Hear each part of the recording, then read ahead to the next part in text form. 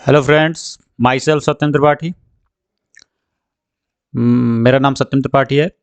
I have completed my masters from Jawaharlal Nehru university new Delhi and I have qualified JRF। मैंने JRF geography से qualify किया है। I will be completing this PYQ section of different papers. मैं आप लोगों को Jamia Millia Islamia university के जो 2023 में प्रीवियस ईयर क्वेश्चन पेपर हैं उसको मैं सॉल्व कराऊंगा। हम इस पेपर को 4 पार्ट्स में डिस्कस करेंगे। Part 1, part 2, part 3 and part 4।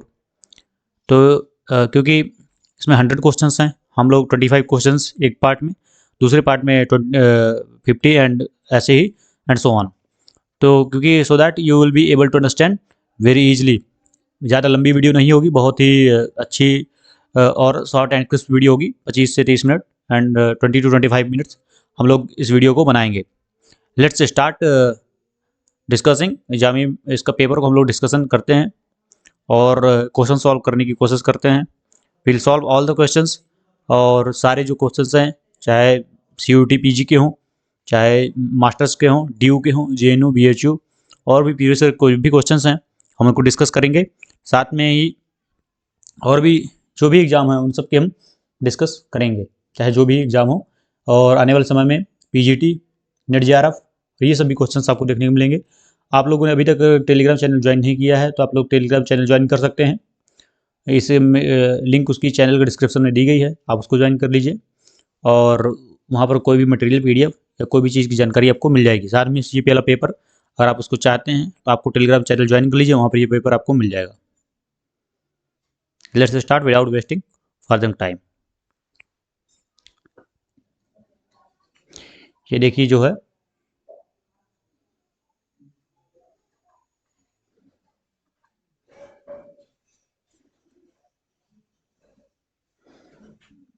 ये सेट C है जामिया का। हम लोग जामिया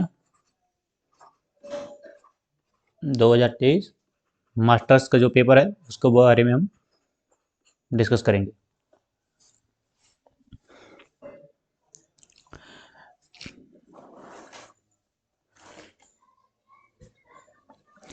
तो पहला जो कह रहा है करेक्ट पेयर, देखो इसमें हमको क्या करना है, करेक्ट पेयर ढूंढना है। कौन सा करेक्ट पेयर है? ये कह रहा है इसमें जो सही जोड़ा है वो सही जोड़ा बताना है। और मैं बता देना चाहता हूँ कि जामी का पेपर जो है इंग्लिश में ही आता है, हिंदी में नहीं आता है, तो इस चीज़ को आप ध्यान में रखें। तो देखो एपके सेफर है, उन्होंने एक्सेप्शनलिज्म अपवादवाद ये दिया है, ये सही है। OH के स्पेड आइडलिज्म ये गलत है, ठीक है। आइडलिज्म को किसने दिया है? ये दिया है ग्वेल्के ने। जो मैं बताऊंगा आप नोट भी कर सकते हैं, आपको हेल्प करेगा। जीन ब्रूस ने फंक्शनलिज्म को दिया है, अर्निस्ट ने डीप इकोलॉजी को दिया है, डेविड हार्वे ने प्रैग्मेटिज्म को नहीं दिया। पोस्ट मॉडर्निज्म आता तो डेविड हार्वे हो जाता है। डीप इकोलॉजी एक विचारधारा है।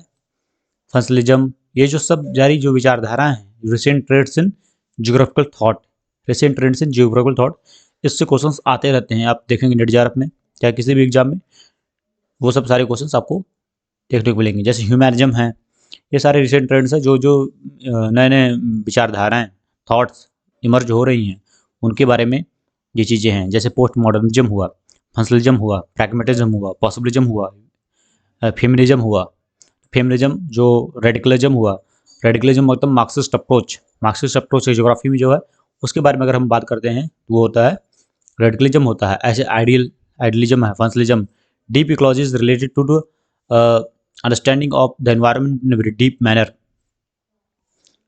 तो डीप इकोलॉजी क्या है? अर्निस इसके फॉलोअर हैं। एक डीप इकोलॉजी होता है, एक सैलो इकोलॉजी होता है। Deep ecology has having broader ecological approach, that is known as deep ecology. हम आने वाले समय में और इसको अच्छे से डिस्कस करेंगे डिटेल में। तो देखिए आप इसका आपके सिर्फ आपको ये याद कर लेना है, ठीक है। पहला सही है, फर्स्ट, दूसरा, तीसरा, चौथा। पहला, तीसरा, चौथा ये बी में है, तो B answer is the correct answer, ठीक है। Who is the author of किताबुल अस्कल? किताबुल अस्कल किसकी किताब है? देखो ये किताबुल अस्कल जो है अल बल्खी, ये क्लाइमेटिक रीजन्स दिए थे किताबुल अस्कल, उसके बारे में है, ठीक है। अल मसूदी जो है ओशनिक कलर और को बताते हैं, ठीक है, ओशन कलर के बारे में बताते हैं और सैलिनिटी के बारे में बताते हैं, वो ओशन सैलिनिटी के बारे में। तो सैलिनिटी और ओशन के बारे में जो बताते हैं वो अल मसूदी हैं, अल बल्की हैं, इन्होंने किताबुल अस्कुल लिखी है, ठीक। Who give the following statement, man is the product of the earth surface, मानव जो है पृथ्वी की सतह की उपज है, ये किसने कहा था? इसी सैंपल। इसी सैंपल आप जानते हैं, थॉट क्वेश्चन चल रहे हैं, सैंपल को जानते हैं आप। सैंपल जो हैं आपकी कौन सी हैं? पॉसिबिलिज्म की हैं कि इन्वायरमेंटल डिटर्मिनिज्म से है? ये हैं इन्वायरमेंटल डिटर्मिनिज्म। इन्वायरमेंटल डिटर्मिनिज्म उसको कहते हैं, मतलब पर्यावरणवाद, निश्चयवाद। इन्वायरमेंटल डिटर्मिनिज्म निश्चयवाद की हैं ये, मतलब ये कहते हैं कि पर्यावरण ही है जो सबसे ज़्यादा महत्वपूर्ण है, मतलब इसमें क्लाइमेट को ज़्यादा इंपॉर्टेंट बताया गया है, लोगों की नीड्स, लोगों की ज़रूरतें, लोगों का कस्टम्स, ट्रेडिशंस, हैबिट्स, उन सबको सेव करने के लिए, ठीक है। तो इसको इसी सिंपल क्या है, इसका आंसर क्या हो जाएगा? बी हो जाएगा, इसी सिंपल हो जाएगा। अब आते हैं नेक्स्ट क्वेश्चन में। With reference to human development index, मानव विकास सूचकांक के संदर्भ में consider the following statements. UNDP, United Nation development programme, publishes the human development report, ये चीज़ सही है। The index was developed by Bangladesh economist Mahbubul Haq, देखो महबूबुल हक तो सही है, लेकिन ये कि जो इकोनॉमिस्ट हैं बांग्लादेशी नहीं है, ये जो पाकिस्तानी इकोनॉमिस्ट, ये गलत हो जाएगा। और ठीक है, the three dimensions used to calculate the HDI life expectancy at birth, education and per capita income, ये सही है, ठीक है। The theme for human development report 2021-22 is certain times unsettled lives, ये भी सही है, ठीक है। तो जो जो चीज़ है, the three dimensions use to calculate the HDI, तो लाइफ एक्सपेक्टेंसी एट बर्थ, मतलब कि अगर कोई बच्चा पैदा होता है तो कितना एक्सपेक्ट करता है कि जिएगा, जैसे इंडिया में, ठीक है। तो जापान की जो लाइफ एक्सपेक्टेंसी एंड बर्थ है बहुत ज़्यादा है। एजुकेशन, एजुकेशन की क्वालिफिकेशन क्या है? आप किसी का ह्यूमन डेवलपमेंट, मानव विकास देखना है, तो अगर आप एजुकेशन हटा दें तो क्या होगा? आप उसके अच्छे जीवन की कल्पना कर सकते हैं? नहीं कर सकते हैं। उसी तरह से प्रति व्यक्ति आए, अगर आपके पास पैसा नहीं है, शिक्षा नहीं है, तो आप कैसे कह सकते हैं कि आपका जो मानव विकास है, जो आपका विकास है ह्यूमन का, वो ज़्यादा है, ह्यूमन डेवलपमेंट अच्छा नहीं है। तो एजुकेशन और पर कैपिटा इनकम, ये हम लोग डॉलर में मेजर करते हैं, ठीक है। तो डॉलर में हम लोग मेजर करते हैं। मैं बाद में इसको कैलकुलेट करना भी सिखाऊंगा। देखो अमर सेन का भी इसमें काफ़ी कंट्रीब्यूशन रहा, अमर सेन नहीं है, तो इसलिए पहला सही है, दूसरा सही है, पहला सही है, तीसरा सही है, चौथा सही है।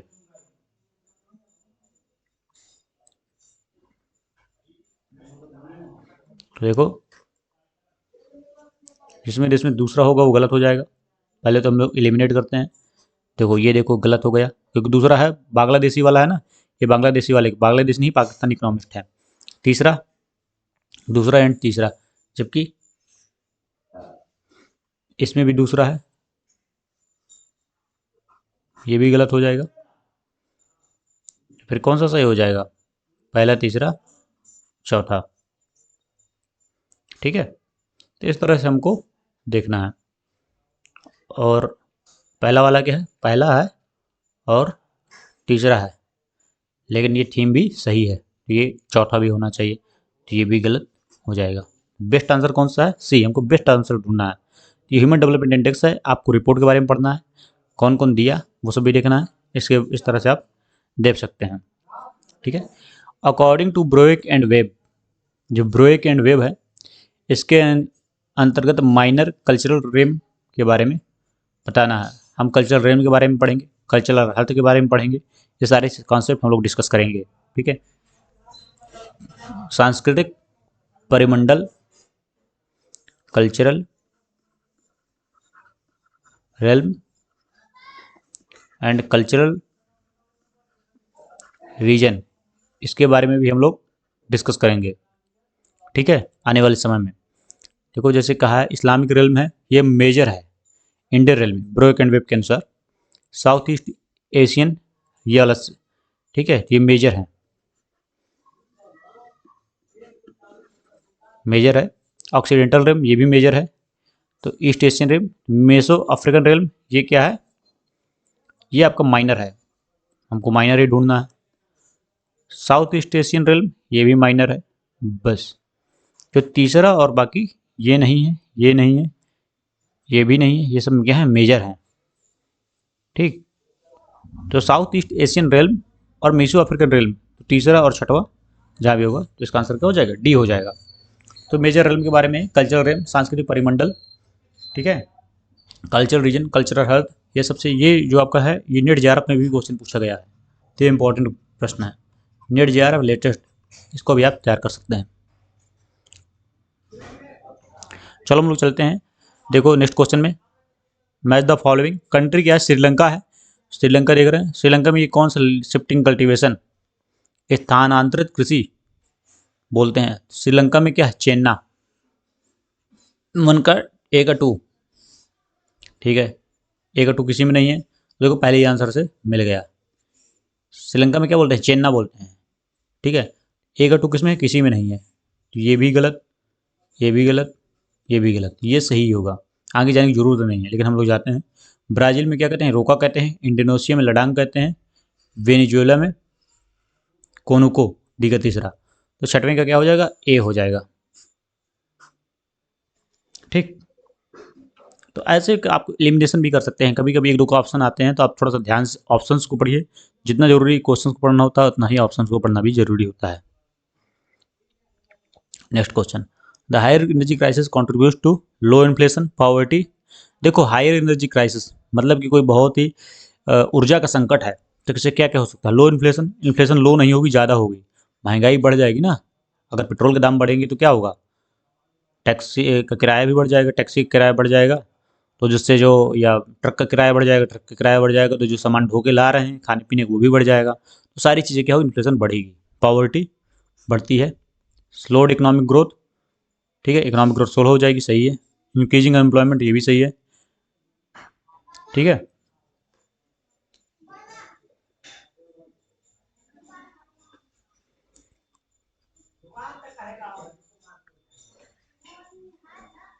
रिसेशन भी हो जाएगा, रिसेशन मतलब कि मंदी, स्लोड इकोनॉमिक ग्रोथ मतलब कि लोगों के पास एक आर्थिक विकास क्या होगा, धीमा हो जाएगा, बहुत तेजी से विकास नहीं होगा, इकोनॉमी धीमे धीमे रन करेगी, अनएम्प्लॉयमेंट बढ़ेगा तो रिसेशन भी आ जाएगी। रिसेशन में क्या होता है, अनएम्प्लॉयमेंट बहुत ज़्यादा बढ़ जाता है, लोगों को जॉब से निकाल दिया जाता है, ठीक है, बेरोजगारी तभी तो है जब जॉब से निकाल दिया, तो रिसेशन भी होगा।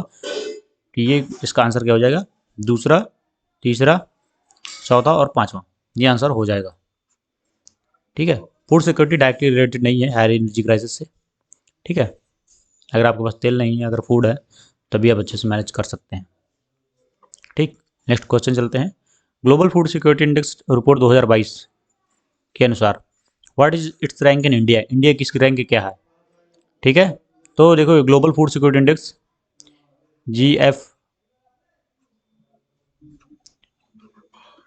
GFSI 2022, जो 2022 68 रैंक है इंडिया की, ठीक। और इसमें टोटल पार्टिसिपेंट कितने होते हैं, 113 कंट्रीज होते हैं, 113 कंट्रीज इसमें पार्टिसिपेट करते हैं। उसमें जो इंडिया की रैंक थी 68 थी, ठीक। इसमें जैसे क्या है, क्वालिटी एंड सेफ्टी के बारे में बात होती है, फूड की किस तरह से क्वालिटी है ना, अभी तो फूड सिक्योरिटी बात करेंगे ना, लोगों को खाने के लिए क्या हो, अच्छा खाना हो, साथ में न्यूट्रिशनल भी हो, पोषण युक्त हो, ऐसा नहीं हो कि आप कुछ भी खा रहे हैं, ऐसा नहीं होना चाहिए। It should be having nutrition, affordable भी हो, ऐसा नहीं हो कि इतना महंगा हो लोग अफोर्ड ना कर सकते हैं, और अवेलेबिलिटी हो, ये सब इसके इंडिकेटर है, ठीक। तो 68 रैंक है, तो आपको ये जो है ना इंडेक्स है, जैसे HDI का आ गया और इधर ग्लोबल फूड सिक्योरिटी आ गया, तो ये सब इंडेक्स थोड़ा बहुत आपको HDI तो देख ही लेना है, और जैसे जेंडर डेवलपमेंट इंडेक्स GDI है, MPI है, मल्टी डायमेंशनल पॉवर्टी इंडेक्स, ये 4-5 इंडेक्स हैं, मैं बता दूंगा आपको, ये तैयार कर लेना आपको, ये COT मास्टर्स के इंटरेस्ट में बहुत ज़्यादा पूछे जाते हैं। चलिए नेक्स्ट, तो quaternary industries comprises information based और knowledge oriented products and services, सही बात है। देखो इंडस्ट्री में क्या क्या होता है, क्वाटरनरी मतलब क्या होता है, जो चौथा सेक्टर है, 5 सेक्टर होते हैं, primary sector, secondary sector, tertiary, quaternary,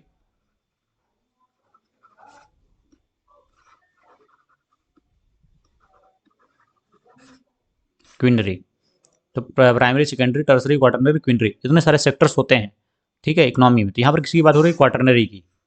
quaternary मतलब हाईली स्किल्ड होता है, जैसे बता रहा है, कंप्राइजेज इंफॉर्मेशन बेस्ड, मतलब सूचना, मतलब जो आप देखते रहते हैं ट्विटर में, एक भी किसी तरह की मिस इन्फॉर्मेशन या फॉल्स प्रोपेगेंडा चलता है तो उससे कितना बड़ा चीज़ हो जाता है। इसी तरह इन्फॉर्मेशन, नॉलेज ओरिएंटेड प्रोडक्ट्स, जहाँ पर हाईली स्किल्ड सॉफ्टवेयर स्किल्स, ठीक है, सर्विसेज हैं, टेक्नोलॉजिकल सर्विसेज, कोडिंग, ये सब सारी चीज़ें क्या हैं। और दूसरे में देखिए एक्सप्लेन भी कर रहा है, the industry of the sector include banking, banking है, फाइनेंस है, इंश्योरेंस है, इन्वेस्टमेंट, रियल एस्टेट सर्विसेज, ठीक है, tourism, security and defence services, जितनी भी हाई स्किल्ड सर्विसेज ये सब कैटेगरी में आती हैं। तो इसमें दोनों स्टेटमेंट सही हो जाएगा, ठीक है। तो ये पांचों सेकेंडरी सेक्टर सबको पढ़ लेना है, एनसीईआरटी में दिया हुआ। चलो नेक्स्ट चलते हैं। ट्रेडिंग ब्लॉक्स और groups of countries with similar political views. देखो आपको बहुत ध्यान से पढ़ना है, ठीक है, ऐसा नहीं कि आप पढ़ के चले जा रहे हैं। तो ट्रेडिंग ब्लॉक्स, जो ट्रेडिंग ब्लॉक्स हैं मतलब व्यापारिक समूह, और ग्रुप्स ऑफ कंट्रीज, यहाँ तक तो बात सही, विद सिमिलर पॉलिटिकल व्यूज जरूरी नहीं है, कोई सोशलिस्ट व्यू का है तो कोई कैपिटलिस्ट है सोसाइटी, तो कोई कम्युनिस्ट है, चाइना कम्युनिस्ट है, यूएसए कैपिटलिस्ट है, क्या चाइना यूएसए का ट्रेड नहीं होता? होता है।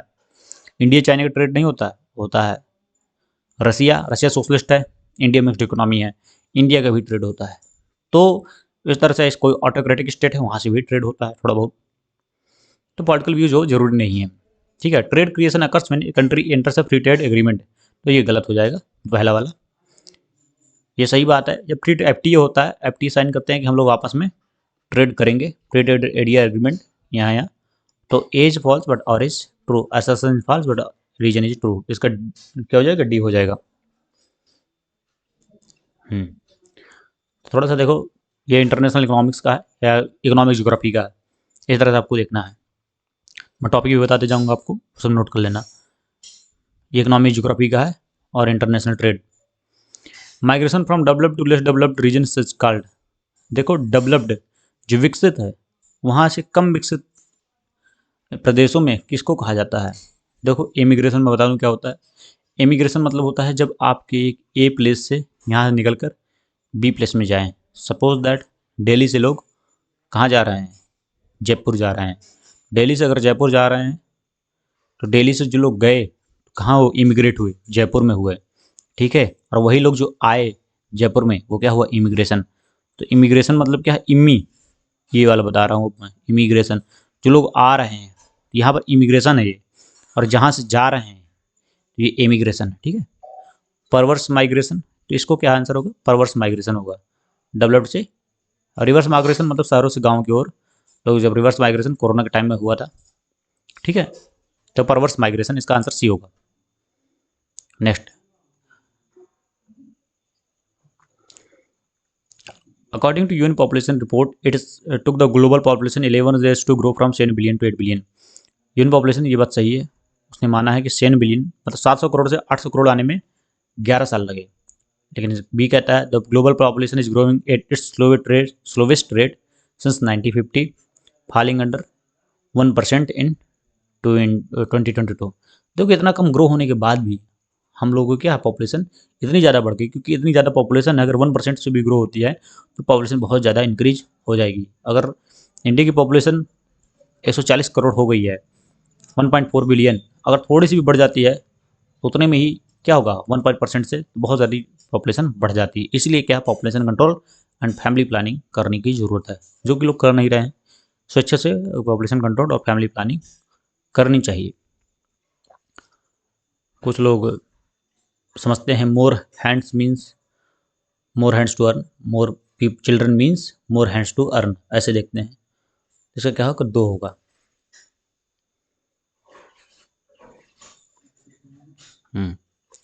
Arrange the following stages of the development of cities.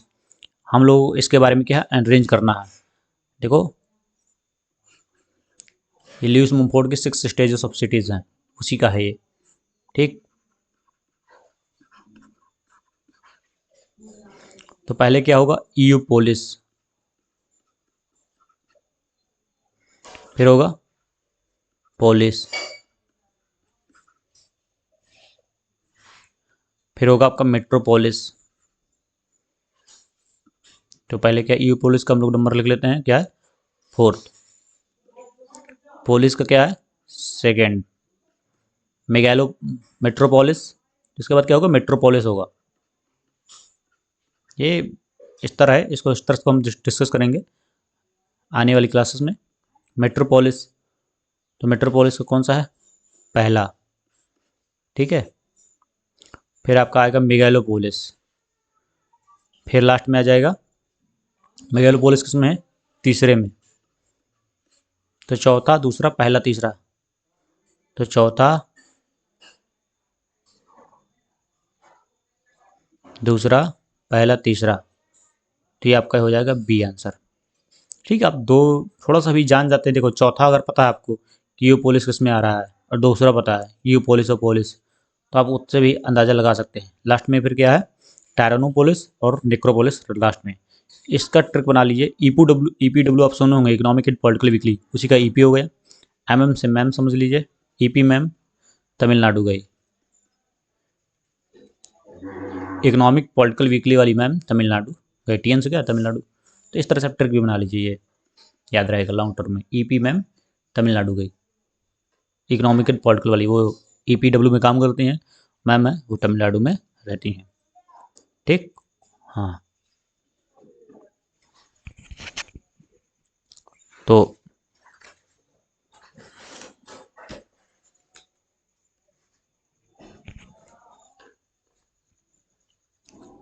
Next में हम लोग चलते हैं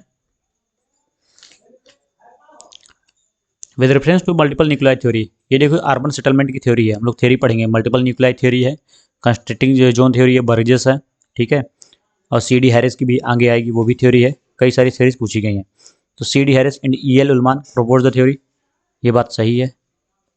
it suggested that the land use pattern in large cities developed around a number of discrete nuclei. मतलब मल्टीपल न्यूक्लियाई, मतलब बोल ही रहा है जब मल्टीपल न्यूक्लियाई है, एक न्यूक्लियाई, दो न्यूक्लियाई, तीन न्यूक्लियाई, चार न्यूक्लियाई, बहुत सारे ऐसे न्यूक्लियाई हैं, 9 न्यूक्लियाई बनते हैं। उन न्यूक्लियाई का नाम भी हम लोग आगे देखेंगे, ठीक है। अभी से कम ये भी सही है। It suggests a number of general principles which are relevant to the land use pattern of most cities. Land use pattern ही बता रहा है, कहाँ पर क्या है, कहाँ पर इंडस्ट्रियल एरिया है, कहाँ पर रेसिडेंशियल एरिया है, कहाँ पर धंधा हो रहा है ना, मतलब कहाँ पर बिजनेस हो रहा है, कहाँ पर सीबीडी है, तो ये सारी चीज़ें भी बता रहा है। ये 1 2 3 सही है। लास्ट वाला कह रहा है प्रपोजल 1950, ये गलत है, 1945। देखो ऐसे फंसाता है आपको, डेट भी आपको याद रखना जरूरी है। द नेचर ऑफ सिटीज़,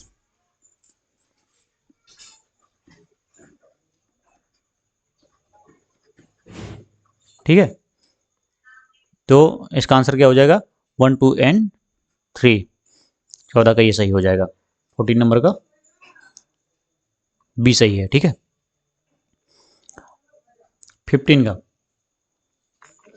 15 का हम लोग देखते हैं। The preventive checks of the Malthusian theory correct the imbalances through preventive measures to control population growth, ठीक है सही बात है। प्रिवेंटिव चेक्स और पॉजिटिव चेक्स की बोला था। माल्थुसियन थ्योरी क्या क्या कहती है, देखो माल्थुसियन थ्योरी भी आ गई है। माल्थुसियन थ्योरी कहती है कि जो आपके रिसोर्सेस हैं वो अर्थमेटिक प्रोग्रेशन में बढ़ रहे हैं, जो पॉपुलेशन है ज्योमेट्रिक प्रोग्रेशन बढ़ रही है, तो इसलिए क्या होगा जो हमारे रिसोर्सेस हैं बहुत जल्दी खत्म हो जाएंगे। और अर्थ ज्योमेट्रिक और अर्थमेटिक प्रोग्रेशन की बात की थी, स्टडी में हो रहा है। उसने पॉजिटिव चेक्स बताए थे और इसमें प्रिवेंटिव चेक्स। पॉजिटिव चेक्स में क्या होता है एंथ्रोपोजेनिक फैक्टर्स नहीं है, जबकि नेचुरल फैक्टर्स हैं, कैटास्ट्रॉफी, नेचुरल कैलेमिटीज, ये सब आएंगी और पॉपुलेशन को बराबर कर देंगी, ठीक। जैसे कोरोना आया तो बहुत सारी पॉपुलेशन कम हो गई थी। इसी तरह इनका कहना ये था कि जैसे कोई होगा एपिडेमिक आएगी, पैंडेमिक आएगा, अर्थक्वेक आएगा, तो पॉजिटिव चेक्स, तो पॉजिटिव चेक्स क्या है एंथ्रोपोजेनिक फैक्टर्स हैं।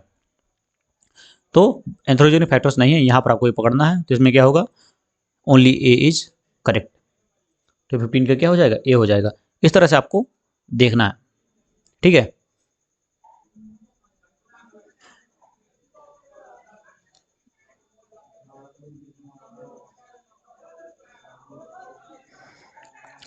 हम लोग नेक्स्ट में चलते हैं। With reference to nearest neighbour analysis, ये नियरेस्ट नेबर एनालिसिस है, इसके बारे में हम लोग पढ़ेंगे बाद में और डिटेल में। देखो बता दूं 0 होता है, 1 होता है, 2.15 होता है। तो 0 होता है क्लस्टर्ड होता है, यहाँ पर बहुत पास पास में रहते हैं settlement.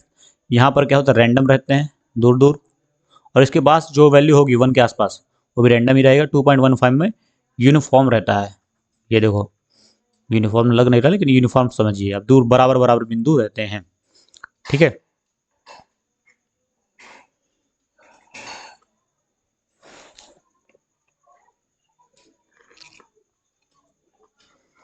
The functional fractional distance between each point and its nearest neighbor is measured in measuring the distribution of points over an area। ये आपका क्या गलत है, सही नहीं। The iron value determines the randomness of the given settlement. देखो randomness के बारे में अभी मैंने बताया, रैंडमनेस देखा अभी आपने, ये रैंडमनेस, रैंडमनेस 1 के आपको वैल्यूज भी याद करती हैं, कौन कौन सी, 0, 1, 2.15। बहुत बार नेट जा रहा आपने CUT PG में पूछा हुआ, आपको याद क्या करना है, ठीक है, सही है। Clustered settlements patterns are distributed dispersed manner. अब जब बोल ही रहे हैं क्लस्टर्ड हैं, तो क्लस्टर्ड का मतलब क्या होता है, गुच्छा। अब गुच्छा है तो डिस्पर्स कैसे होगा, ये गलत हो जाएगा, ठीक। It measures the spread of the distribution of something over geographical space, है ना, तो distribution of something over geographical space यही बोल रहा है। दूसरा और चौथा तो डी हो जाएगा इसका आंसर, ये देखो, ठीक, तो डी आंसर है। तो इस तरह से आपको एलिमिनेशन टेक्निक भी सीखना है, और वैल्यूज आप लोगों को जो मैं वैल्यूज बता रहा हूँ आपको याद रखनी पड़ेगी। नेक्स्ट 17 में चलते हैं हम लोग। Functional region is defined as the area classified according to its location. देखो इसमें लोकेशन का नहीं, मेन है फंक्शंस। जब फंक्शनल रीजन बात की तो फंक्शंस के बेस पे है ना, सिटी टू जैसे हम लोग क्या कहते हैं फंक्शनलिज्म है, वही आइडियोलॉजी यहाँ पर भी लगाने हैं। These are delineated through the flow analysis and gravitational analysis methods, ये वाला इसका सही है। A's false but R is true, है ना। तो आपको वर्डिंग्स में जाना है, थोड़ा सा आपको डिटेल में समझना है किस तरह से चीज़ें हैं। With reference to the growth pole theory consider the following theories. देखो ये थ्योरी हैं बहुत सारी पूछी जाएंगी, आपको पढ़ना है। एफ पेरोक्स प्रपोज द थ्योरी, इस बात सही है, लेकिन क्या पूछ रहा है और आगे देखेंगे। नीचे कह रहा है विच of the given statements is incorrect, यहाँ पर लोग करेक्ट पढ़ लेंगे, ये इनकरेक्ट गलत,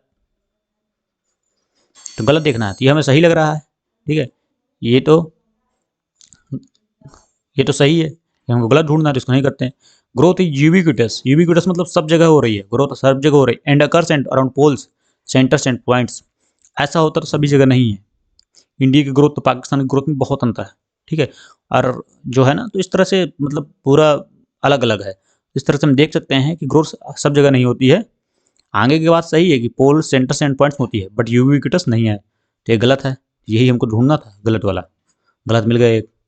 growth spreads through numerous channels and with variable final effects on the economy, सही बात है, लेकिन हमको सही ढूंढना नहीं है, ठीक है, इसको नहीं छेड़ते। The growth fall theory is capable of rapid economic growth and can diffuse the industrialization process, ये भी सही बात है, इंडस्ट्रियलाइजेशन हो सकता है, बट हमको क्या ढूंढना है, गलत ढूंढना है। The basic concept is that development appears everywhere and all at once, सब जगह होता है, सब जगह नहीं होता है, यही ढूंढना है, गलत हमको मिल गया। तो कौन सा मिला, दूसरा और पांचवा, जिसका आंसर क्या हो जाएगा, डी हो जाएगा। इस तरह से आपको वर्डिंग्स देखना है, इनकरेक्ट है, करेक्ट बोल रहा है, क्या बोल रहा है, ठीक है। ऐसे बहुत सारे लोग गलत कर दिए होंगे इस क्वेश्चन को। कोर फरी मॉडल क्या है, फ्रीडमैन ने दिया था, ठीक। क्यूमुलेटिव कॉजेशन मिडाल, कहाँ गए मिडाल, ये। Theory of economic development Rostow, theory of development Schumpeter. देखो कोर फेरी फ्रीडमैन है, ए का तीसरा, तो ए का तीसरा एक ही से हो जा रहा है सही, इसका क्या हो जाएगा, सी हो जाएगा, ठीक है।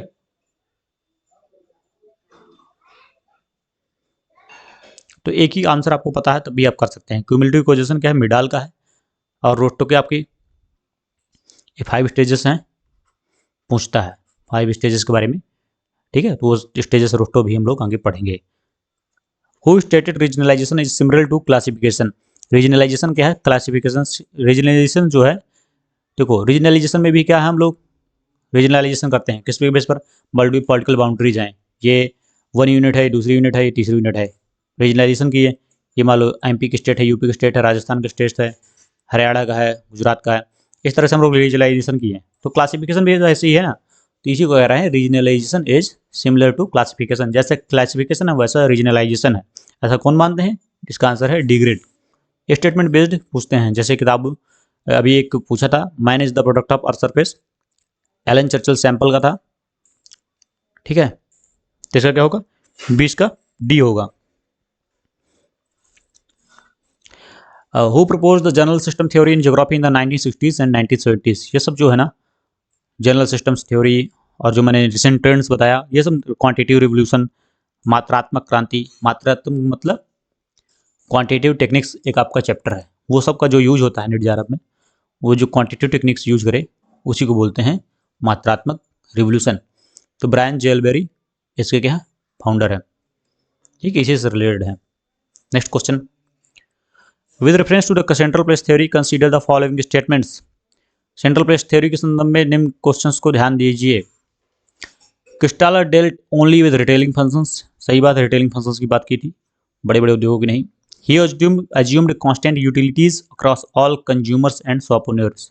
देखो उन्होंने कांस्टेंट मान लेते थे, मोस्ट ऑफ थ्योरीज में देखेंगे, जैसे आइसोट्रॉपिक सरफेस है वॉन यूनियन का, उन्होंने भी कांस्टेंट मान लिया कि लैंड कांस्टेंट है, लोगों की डिमांड कांस्टेंट है, इस तरह से वो मान लेते हैं, ठीक है, ये भी सही है आपका। He based his theory on three concepts: the range of goods, the threshold of goods and agglomeration economies। आपको याद करना है। देखो रेंज ऑफ गुड्स का मतलब क्या होता है कि आप कितनी दूर, कोई मान लो ये है, ये मान लो जॉन है, कितना दूर जाना चाहता है ये सामान लेने, एक दुकान है, ठीक है, 5 किलोमीटर। अभी कोई टूथपेस्ट खरीदना है ना, तो टूथपेस्ट खरीदने के लिए आप 20 किलोमीटर तो जाएंगे नहीं, पास में ही जाएंगे, तो यही इसका रेंज है, ठीक है। और इस दुकान के पास मान लो आपने कोई दुकान खोलना चाहते हैं, स्टेब्लिशमेंट खोलना चाहते हैं, शॉप खोलना चाहते हैं, आपने जंगल में खोल दिया, कोई लेने जाएगा कोई नहीं, तो आपको ऐसे देखने जगह है जहाँ पर लोग रहते हैं, तो वही आपका थ्रेशोल्ड है। और एग्लोमरेशन ऑफ इकोनॉमीज, जहाँ बहुत सारे ऐसे दुकानें हों वहाँ पर ही आप खोलेंगे तो आपको भी दुकान में लोग लेने सामान आ जाएंगे, तो यही चीज़ कह रहा है ये, तो ये भी सही है। To derive the geography of the location of different orders he argued that shop owners locate their establishments as close to the market is possible. यही जो मैंने बताया यही है, ठीक सब। तो कौन कौन सा सही है, करेक्ट पूछ रहा है, तो डी हो जाएगा इसका, सभी सही है। Next, who stated biologically man is same everywhere and is engaged in reproduction but culturally man different from one part of the world to another। इसका क्या होगा, जी ट्रेवार्था हो जाएगा। देखो मैन के हर जगह क्या हुआ है, ये रिप्रोडक्शन में लगा हुआ है, ये कहते हैं ट्रेवार्था साहब। ट्रेवार्था की थ्योरी भी है, आपका क्लाइमेटोलॉजी में पढ़ेंगे, क्लासिफिकेशन ऑफ क्लाइमेट, कि मैन मनुष्य सब जगह क्या है, समान है, और क्या किस में लगा हुआ है, रिप्रोडक्शन में लगा हुआ है, ठीक, प्रजनन में लगा हुआ है, but culturally man differs from one part of the world to another, but culturally क्या है, डिफरेंट है, ठीक है। ये किसने कहा था, Trewartha. The theory of pivot area was renamed by Mackinder in 1919 as heartland in which of the following book. देखो ये जो है पॉलिटिकल ज्योग्राफी की आपकी ये है चीज़ें हैं, ठीक है, theory of pivot area, rimland का, स्पाइकमैन का, मैकेंडर की, हार्टलैंड थ्योरी। ये नाम जो है हार्टलैंड, ये बदलता हुआ था, 1919 में चेंज किया गया था, तो ये पूछ रहे हैं किस किताब में था, तो उस किताब का नाम को याद रखना है आपको। देखो ज्योग्राफिकल पाइवेट ऑफ हिस्ट्री, यहाँ पर भी पाइवेट एरिया है, यहाँ पर भी है, बहुत सारे लोग इसको टिक मार देंगे लेकिन ये गलत है, ये भी गलत है, लेकिन ये सही है ऊपर वाला, ठीक। तो इसका आंसर क्या हो जाएगा, C. Von Thunen argued that the sectoral fields are the most irrational, देखो इरेशनल बोल रहा है, in reducing the time the farmers travel around the farm. तो वो सेक्टोरल फील्ड्स की बात करते हैं ना, 6 जोन से बनाते हैं, जो पास में होंगे वो मार्केट एंड गार्डनिंग होगी, लास्ट वाले में वो एग्रीकल्चर को फैलो लैंड होगा, फॉरेस्ट्री होगी, इस तरह से। तो सेक्टर तो बन रहे हैं लेकिन इरेशनल बोल रहा है, ये गलत हो जाएगा, ठीक। तो ये दोनों सही वाले तो गलत ही हो जाएंगे, ये गलत, ये गलत। A is true but R is false, ये भी गलत हो जाएगा, A is false but R is true. Sectoral fields are not common but are used in barring farming systems and environment.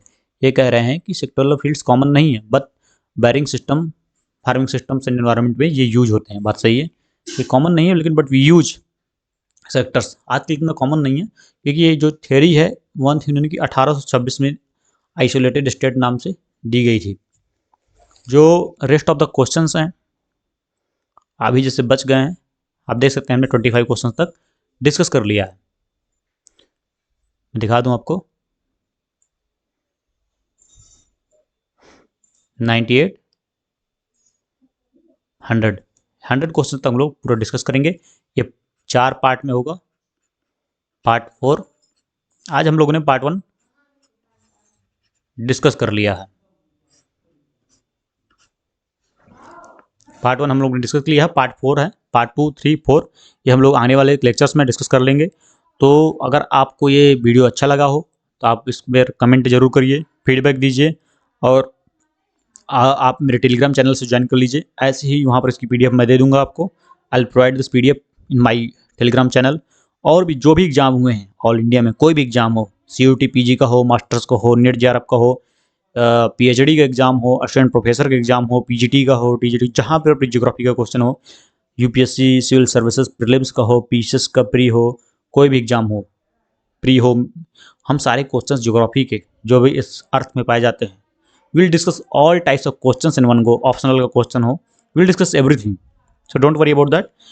Do subscribe our channel and please do comment and motivate us to make further video. अगर आप दूसरा video जल्दी चाहते हैं तो channel पर जाइए और इस पर वीडियो पर नीचे कमेंट कीजिए और मेरा टेलीग्राम चैनल ज्वाइन कर लीजिए। वहाँ पर मैं आपको PDF दिला दूंगा। और be connected and be and keep on smiling and be happy. Thank you so much, guys.